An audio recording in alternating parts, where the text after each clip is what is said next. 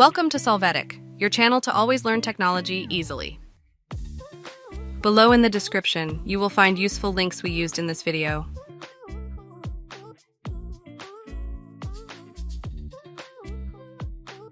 Today at Solvetic, we will see how to see my Gmail password in laptop. To start, open Google Chrome. Now click on the menu and in the Passwords and Autofill option, choose the Google Password Manager option. Here, click on the Google field.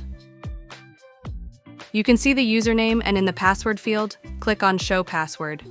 This way you will see the password for your Gmail account. You can click on the eye icon again to hide it.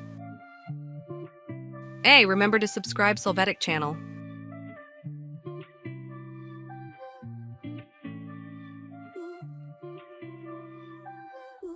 We hope it has been helpful for you.